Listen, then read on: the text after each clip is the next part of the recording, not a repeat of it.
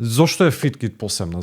Зошто стана препознатлива? Како се одвојува тој модел од останатите модели? Ние тоа што се диференцираме е можноста прво да компаниите добијат pay-per-use модел. Значи, ние даваме можност не само вежбање, даваме можност спа центри, масажи, психолози, нутриционисти. Целиот велнес момент. Значи, све што е под велнес, пошто филозофијата моја и на компанијата е дека не треба работодавачот да одлучува што е well-being за неговиот вработен. И затоа ние тој пристап. И другиот пристап е pay per use, од причина што многу од бенефициите кои што компаниите ги даваат не се искористуваат.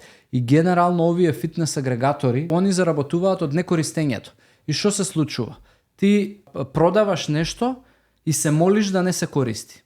И тоа малку по мене не е во ред. И фитнес центрите многу заработуваат од луѓе кои што не користат. Но, за разлика од фитнес центарот, јас како агрегатор, јас ги немам оперативните трошоци на Synergy, на Palestra. Они ги имаат. Оние имаат инвестицијата и они ги имаат секојдневните оперативни трошоци. Да. Ако веќе некој треба да заработува од некористењето, треба да бидат они, не агрегаторот. Тоа е мој став, што мислам дека е исправен и што мислам дека ни создава добри односи и партнерство со провајдерите.